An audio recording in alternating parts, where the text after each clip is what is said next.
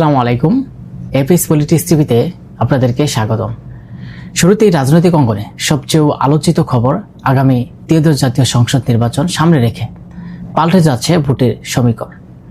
সাম্প্রতিক এক জনমত জরিপে উঠে এসেছে চাঞ্চল্যকর তথ্য। জনপ্রিয়তার এখন একে অপরের ঘাড়ে নিঃশ্বাস ফেলেছে দেশের বড় দুই রাজনৈতিক শক্তি, জামাত ইসলাম এবং বিএনপি। আগামী ত্রয়োদশ জাতীয় সংসদ নির্বাচন সামনে রেখে একের পর এক জরিপ, 24শে গণঅভ্যুত্থানের পর থেকেই বিভিন্ন জরিপ মানুষের সামনে চলে আসছে। একের পর এক জরিপ চলে আসছে, যে জরিপে উঠে এসেছে ভিন্ন রকমের মতামত। এক এক সময় আমরা দেখেছি এক একভাবে সেই জরিপের তথ্য পাওয়া যাচ্ছে।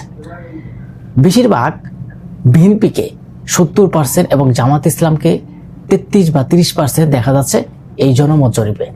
যে জরিপে বিএনপির সমর্থন 70% এবং জামাত ইসলাম সমর্থন 30%।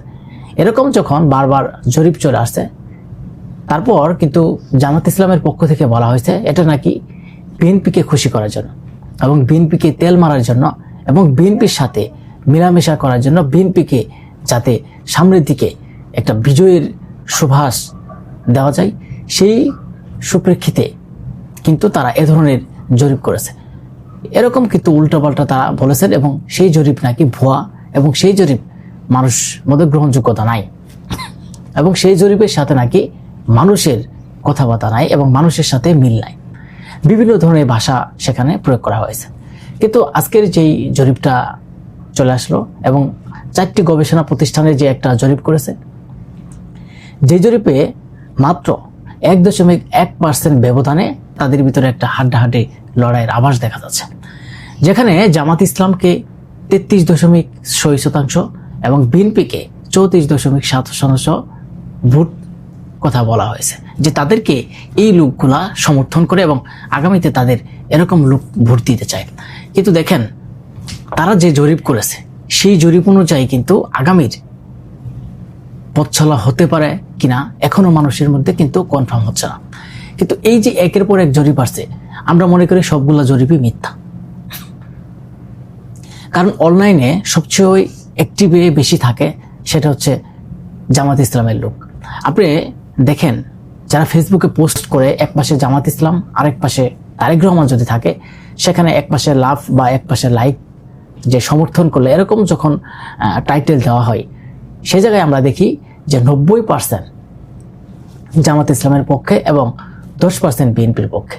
তার মানে হচ্ছে যে জামাত ইসলামের যারা কর্মী তারা আসলে অনলাইনে অ্যাক্টিভ, তারা আসলে মাঠে ঘাটে তেমন না। কারণ অনলাইনে তাদের যদি 90% জনপ্রিয়তা হয়, তাহলে এই যে বারবার যে সমীকরণ আসছে, কেন বিএনপি অনেক এগিয়ে তাদের থেকে বিএনপির থেকে তো জামাত ইসলাম অনেক এগিয়ে থাকার কথা। কারণ আপনি যখন ফেসবুকে পোস্ট করবেন, সে সময় দেখা যায় যে প্রায় 90-95% জামাত এবং 5 থেকে 10% থাকে বিএনপি। তাহলে অনেক আকাশ পাতাল ব্যবধান হয়ে যেত। কিন্তু যেই সমীকরণগুলো আছে, যে জরিপগুলো আছে, সেই জরিপে মাত্র অল্প সংখ্যকে ব্যবধান চলছে। কতটাতে 1% ব্যবধান, কতটাতে 60-70% ব্যবধান। আসলে ভোটের বাস্তবতা কি? যেই জরিপগুলো আছে সেটা আসলে অনলাইন ভিত্তিক জরিপ। প্রতিটা জরিপই কিন্তু আপনার অনলাইনের উপর করা। কিন্তু গ্রামগঞ্জে, শহরের বিভিন্ন জায়গায় যে প্রান্তরে মানুষ আছে, তাদের উপর জরিপ করা হয়েছে কিনা? আসলে গ্রামের মানুষ কি চায়? গ্রামের মানুষ কি বিএনপিকে চায় নাকি জামাত ইসলামকে চায়? এরকম কিন্তু বারবার আলোচনা হচ্ছে। এই যে হাড্ডাহাড্ডি লড়াইয়ের আভাস, আমরা মনে করি যে এখন যে মাঠের যে সিচুয়েশন আছে এবং মাঠের যে পরিস্থিতি, সেই পরিস্থিতির ভিতরে কিন্তু হাড্ডাহাড্ডি লড়াইয়ের আমরা সম্ভাবনা দেখতেছি না। কারণ হাড্ডাহাড্ডির লড়াইয়ের এখন সেই পরিস্থিতি মনে হয় নাই, আমরা মনে করি। কারণ হাড্ডাহাড্ডি নির্বাচন জামাত ইসলাম এবং বিএনপির ভিতরে যে হবে, এই যে 1% যে একটা তথ্য দিল যে 1% ব্যবধান তাদের ভিতরে, কিন্তু আমরা দেখি জামাত ইসলাম এবং বিএনপির ভিতরে অনেক ব্যবধান হবে। যেখানে জামাত ইসলাম তারা এখনো তাদের জোট সঙ্গীতি নিয়ে সংকটে রয়েছে। দফায় দফায় তাদের শরিকদের সাথে বৈঠক করার পরেও তারা তাদের সংকট কাটিয়ে উঠতে পারছে না। আগামী নির্বাচন কিন্তু সামনে চলে আসছে, আর অল্প দিন আছে। তারপরেও জামাত ইসলাম তাদের সংকট নিরসন করতে পারছে না। যারা 24শে গণঅভ্যুত্থানের পর থেকে সব দলকে নিয়ে ঐক্যবদ্ধ হয়ে আন্দোলন করত, এবং সংগ্রাম করত, তারা বিভিন্ন দাবি দাওয়া করত, মাঠে নামতো একসাথে। কিন্তু শেষমেশে তারা তাদের জোট সঙ্গীদের নিয়ে অনেক বেকায়দায় পড়ে আছে এবং মাঠের অবস্থাও কিন্তু তাদের তেমনটি ভালো নয়। আসলেই প্রকাশ্যে যেটা দেখা যাচ্ছে যে অনলাইন একটি যেই প্রচারণা চালাচ্ছে এবং অনলাইনে যেই তাদের জনপ্রিয়তা সবার ঊর্ধ্বে, তারা মনে হয় যে 300-র ভিতরে 250টি সিটি তারা পাবে, এমন একটা অবস্থা। কিন্তু মাঠের এবং বাস্তবতা কিন্তু ভিন্ন, যে কারণে আমরা মনে করি যে হাড্ডাহাড্ডির আভাস তো দূরের কথা, সেটা কল্পনাই করা যায় না। কারণ যেখানে বিএনপি 3বারের সরকার গঠন করেছিলেন এবং এখন যে বাংলাদেশের বৃহত্তর রাজনৈতিক দল, অলি গলিতে তাদের নেতাকর্মী আছে এবং ওয়ার্ড পর্যায়ে প্রতিটা জায়গায় তাদের নেতাকর্মী পরিচিত এবং যারা এমপি নির্বাচন করবে তারাও কিন্তু অনেক পরিচিত মুখ। কিন্তু যেখানে জামাত ইসলাম তারা গুপ্তভাবে রাজনীতি করে যাচ্ছিল এবং তারা 17 বছর তাদেরও কোনো খোঁজখবর ছিল না এবং এখনও তারা নতুন একটা মুখ হিসেবে দেখা দিয়েছে। কারণ অনেক জায়গায় আপনারা দেখেন সেই জায়গায় কি এমপি নির্বাচন করবে জামাত ইসলাম থেকে, এতদিন কেউ কোনো প্রার্থীকে চিনে নাই এবং জামাত ইসলামের সভাপতি সেক্রেটারি কে সেটাও কিন্তু মানুষ জানে না। হয়তো এখন 24শে গণঅভ্যুত্থানের বলে বিরোধী দল হিসেবে একটা দল লাগবে, সেই হিসাবে তারা সেখানে আছে।